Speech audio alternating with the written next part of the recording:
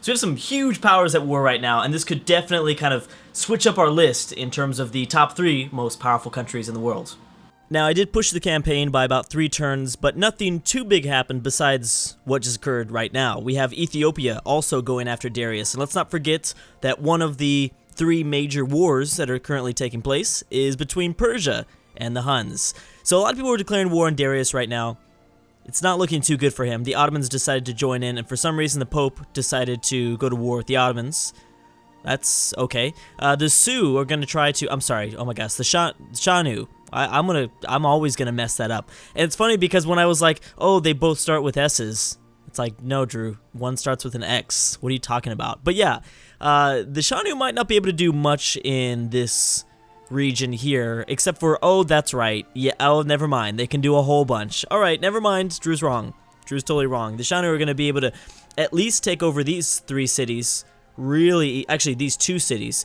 I believe the Huns will take over this one, just west of the mountain range, just west of these mountains here.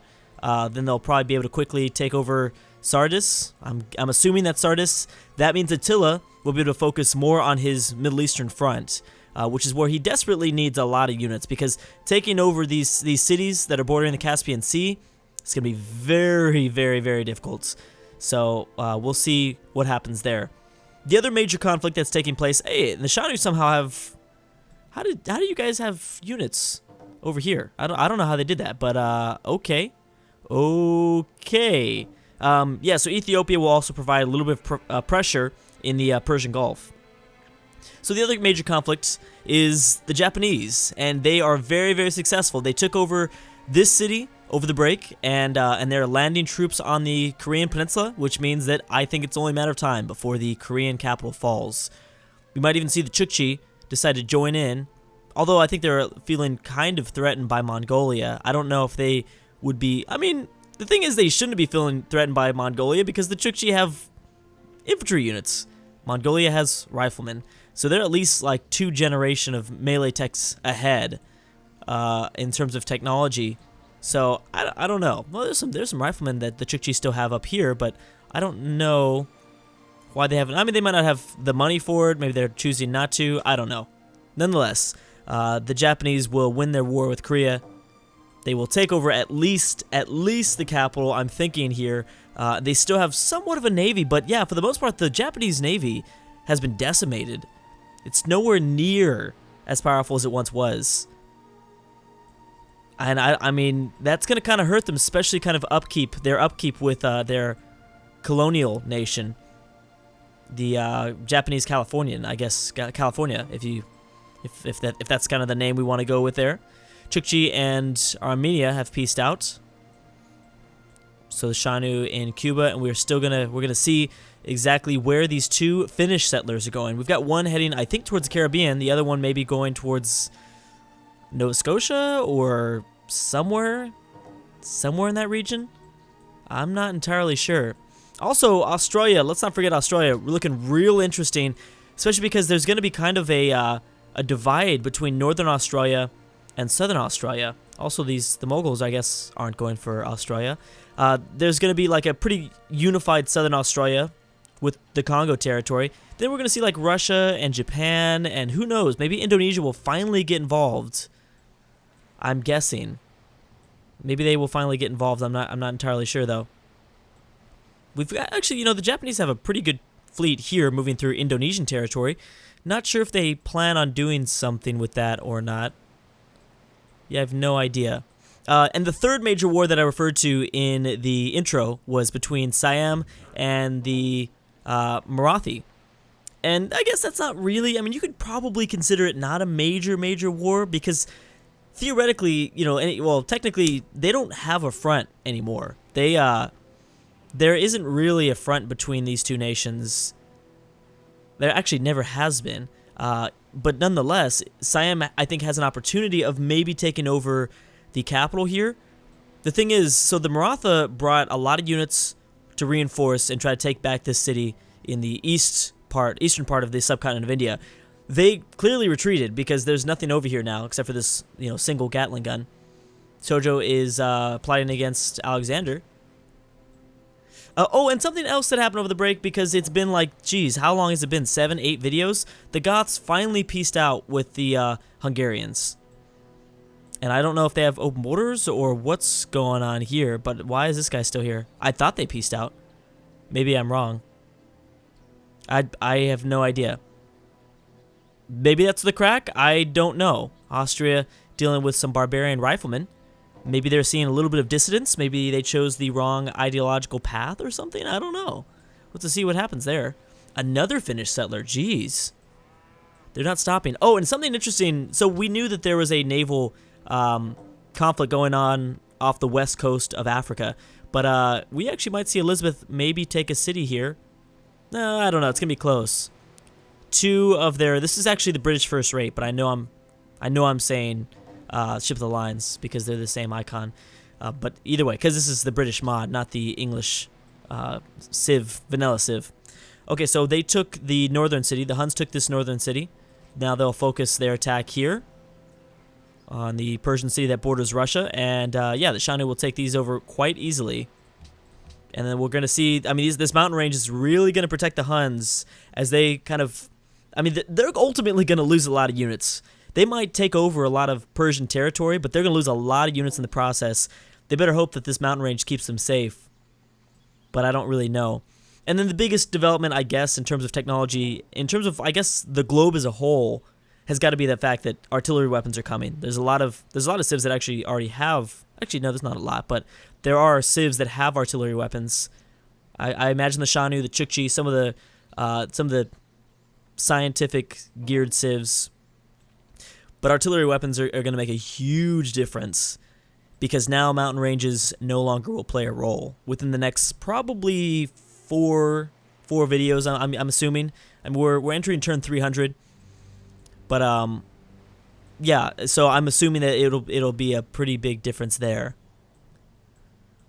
That obviously within probably by turn 350 we'll see most of the world, if not at least more than half of the world have artillery weapons, which means, yeah, like I said, I mean, mountain ranges are not going to be a thing. 3 tiles away to fire upon, big deal. There has been an exchange of cities here. So Carthage lost her capital. Carthage got it back, then Napoleon grabs it back. That happened over the break, and now France will use the Vandal open border agreement to take back the former French city here. This would destroy Carthage completely. Ooh, Finland is still thinking. Let's see what Japan does. They've got multiple Great War infantry, so this one will probably die. That doesn't really matter. Here's the thing, if they divide up their empire, if they divide up their invasion, it doesn't matter. Okay, so the Korean capital is falling next turn. Actually, yeah, because it's a privateer. It was close to not, but yeah. This is for sure falling next turn. Then they'll go after Pyongyang. I hope that I didn't just embarrass myself with that pronunciation. Sometimes I get it right. Sometimes I think I nail it. And then other times it's like, no, that was so bad, Drew. That was terrible. Like, just give up on life, man. Jeez. All right. I hate this window. This doesn't show us anything. But yeah, people have a lot of money. And there's actually a few people that don't have any money. So Darius clearly probably emptied out his treasury because he's, I imagine, trying to buy units to keep his colony safe, keep his empire safe in the Middle East. I mean, he'll still survive, I think. He'll still end up, I think, probably making it to the end of this campaign because he's got so many colonies. Japan looking like they're doing something interesting. I don't know what that might be. And Siam is, oh my gosh, Congo. Siam is going to slowly kind of grind down, I think, the Marathi military. Ethiopia, have they begun a siege just yet? Nope. But they've got a pretty good fleet right here. Let's see what Siam does. Bam. All right, so yeah, it's slowly starting. Slowly beginning to happen. Let's see how Korea retaliates. Oh, wait, have they processed yet? I don't think they did. Well, no, they had to have. They must have. Let's see, you're going to get at least one cannon attack. You know, they might not be able to take this turn. Yeah, you know what? They might survive for another turn at the very least. But then I think I'm heavily disregarding the I think it was the Japanese Air Force, I think, that ultimately won it for them. Remember, it was pretty stagnant. They both had about the same level of military units, naval units, I should say, is pretty stagnant for most of the campaign until, until we started seeing the Japanese either buy or build planes, and that's what I think really set them apart. A lot of pillage tiles right here. So we're gonna see the hunts. That's does that even matter at this point? Not really, but that is interesting to see some AIs use the pillage tiles mechanic a little bit more than others. I feel like I don't think it has anything to do with the AI itself. I think it has to do with the placement of the city. It's got to have to do with the placement of the city. How are we seeing? How are the Finnish doing? Finnish still looking real good, but, you know, they can't really do much right now. The Ashanti have adopted autocracy. Yeah, Finland is yet to go to war, but they are focused on their colonization, and maybe that is why. They must see a path here. Okay, so there is at least 4 incoming settlers. At least 4. And boom. Okay, so we have a Finland that has settled something like, I don't know, Georgia, South Carolina. This is gonna make the Chukchi pretty upset, and this is really interesting because we're playing on this old world sort of map. The Chukchi and the Finnish would almost never have a border if this was like a regular world map with everybody involved. But because of the open North America, South America, and Australia, it's just so interesting to see 2 civs that probably would have nothing to do with each other actually have a pretty interesting diplomatic relationship soon. I don't know if Finland might be trying to reinforce that area, or he might be going for Nova Scotia, like we said. I imagine he's just trying to cut through, though. I'm going to guess he's trying to cut through. We're going to find out right now. Oh, so Japan did not take this city. Okay, now they for sure take it. Korea gets one more rebuttal attack, but that will not be enough, more than likely, because now there's melee units here, privateers. Well, this privateer is probably going to get destroyed, but there's also another melee unit here, so that's about it. Let's see what Siam does as they cross. Okay, so they're being really aggressive. I really thought that Siam would start to, you know, consider a peace deal, but they're not. It seems like they're actually sending over more reinforcements to this region. It's going to be tough to cut through here, though. I have to say that. That's going to be a tough path to cut. And Ethiopia has launched their invasion, I believe. Now, let's see if something weird happens again, where, Byzantium and Greece. If something weird happens again and Ethiopia just ignores this city and goes straight to the Persian Gulf. We don't know. We don't know about that. Let's see how the Huns do. The Huns should be able to... Oh, they haven't even started this siege yet. What are you doing, Huns? Well, the Shani will take this stuff over as soon as they get a melee unit over there, that is. Does Greece and Byzantium pose any sort of major threat? Yeah, that's actually a pretty big war. Wow. Okay, that's fun. I kind of disregarded that, but hey, this is something interesting. This might be something really interesting that could take place here. It does seem like Byzantium has a slight advantage in terms of technology, riflemen versus musketmen. And you have a Greece with only their capital city, Athens.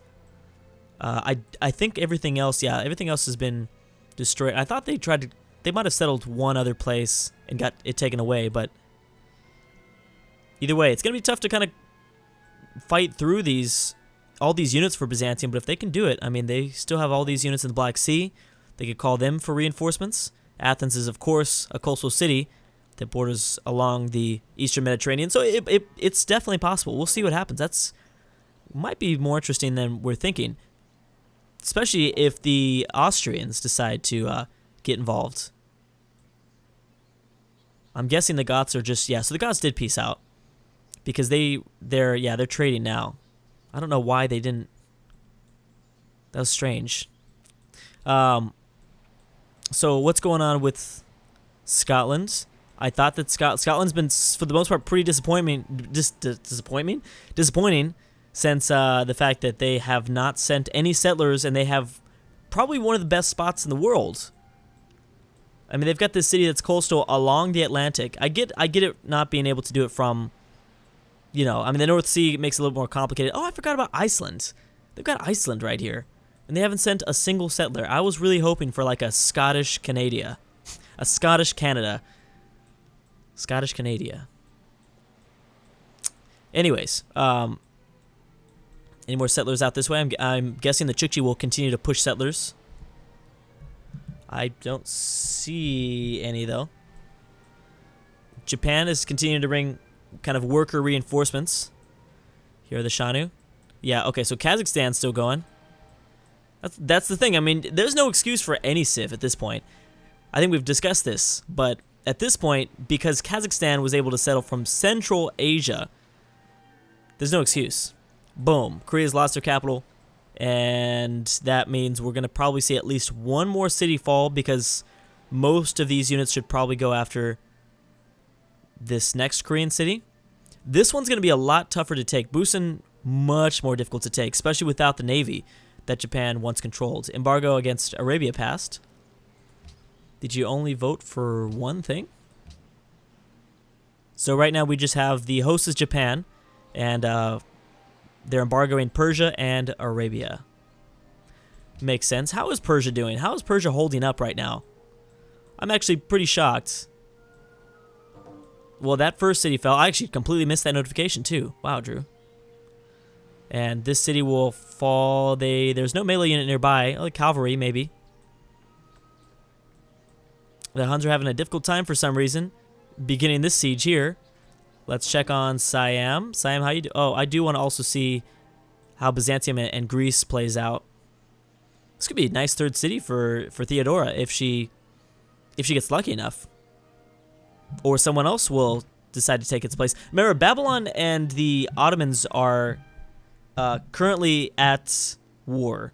So Babylon and the Ottomans might not be able to make much of a difference attacking Theodora. Austria could, though, I think. Or even a France attacking Athens from the south would be, I think, a pretty big deal. But anyways, guys, I'm going to stop right there. Thank you so much for watching, and I will see you guys next time.